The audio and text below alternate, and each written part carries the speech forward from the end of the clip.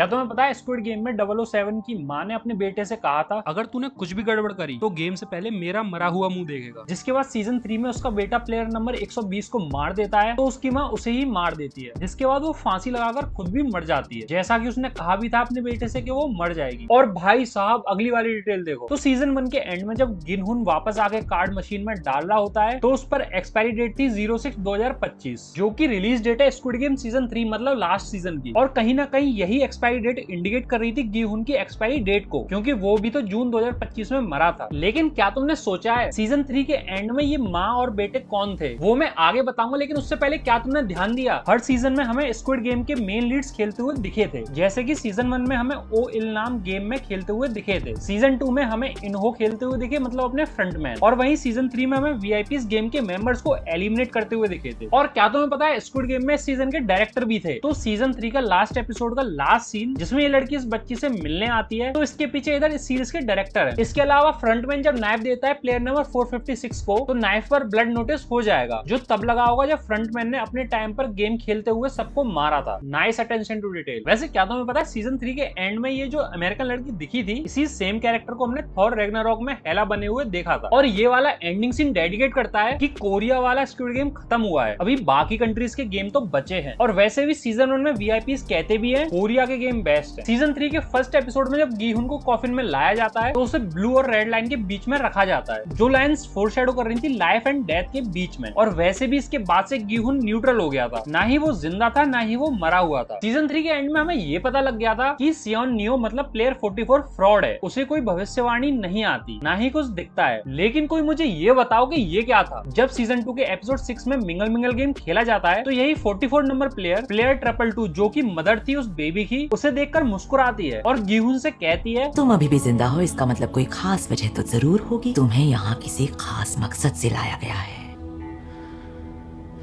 वैसे इंटरनेट पे कुछ थ्योरीज हैं कि स्क्विड गेम रियल में हुआ करता था 1986 के आसपास, जिसकी रियल इमेजेस तुम स्क्रीन पर देख भी सकते हो। सीजन 2 के दौरान हम मिले थे माँ बेटे के डुओ से। माँ जो कि प्लेयर नंबर 149 थी, उसके बालों में हमेशा एक नाइफ रहा करता था। लेकिन आप सोच रहे होंगे गार्ड्स ने उसके नाइफ को चेक कैसे नहीं किया, जबकि गार्ड्स ने प्लेयर नंबर 456 के ट्रैकर को हटा दिया था। ये गेम के रूल्स तो सबको फॉलो करने पड़ते हैं ना, लेकिन याद रखिए ये खेल सिर्फ प्लेयर्स के लिए फेयर होता है, वीआईपीज के लिए एंटरटेनमेंट है। तो किसी के पास छोटा मोटा वेपन होना उनके लिए थ्रिल बनाता है। और सीजन 3 में इस ब्लेड का यूज दो पर्सपेक्टिव से हुआ था। एक यूज तब हुआ था जब इन्होंने बच्चे की एम्बेलिकल कॉर्ड काटी थी, और दूसरे यूज में इन्होंने अपने बेटे को मार ही दिया था, जो कि दो चीज फोरशैडो कर रही थी। उसी नाइफ ने किसी बच्चे को जान भी दी और किसी को मारा भी। वैसे एक चीज देखो, सीजन 3 के एपिसोड 1 में जब रेड और ब्लू टीम डिसाइड होती है तो रेड में प्लेयर 149 होती है और ब्लू में उसका बेटा 007 होता है। और रूल ये था रेड वाली टीम ब्लू वालों को मारेगी, लेकिन वो अपनी टीम चेंज कर लेते हैं एक दूसरे से। उसके बावजूद भी प्लेयर 149 ही मारती है प्लेयर 007 को। फिर आता है जंप रोप गेम, एक ऐसा खेल जो हमने बचपन में सबने खेला भी होगा। अगर इस वाले गेम के म्यूजिक को तुम इंग्लिश में सुनोगे तो उसमें लाइन आती है लिटिल फ्रेंड टर्न अराउंड। और उसी सीन में प्लेयर 349 पीछे मुड़ता है जब उसे लगता है आगे जाना बेकार है, जिसके बावजूद भी वो मर जाता है। जिसके बाद उसी गाने की नेक्स्ट लाइन इस चीज को फोरशैडो भी करती है। ये सॉन्ग एक स्वीट ट्यून के जरिए एक साइकोलॉजिकल ट्रैप है। बच्चों की चीज को जब वायलेंस से जोड़ा जाता है तो उसे प्योर वायलेंस बोलते हैं, चाहे फिर वो हॉरर हो या फिर साइकोलॉजिकल थ्रिलर। इस सीरीज में हमें कुछ कॉमिक्स के भी रेफरेंस दिए गए हैं, जैसे कि सीजन 2 में एक कैरेक्टर था Thanos. Red, orange, yellow, green, I'm a legend, Thanos.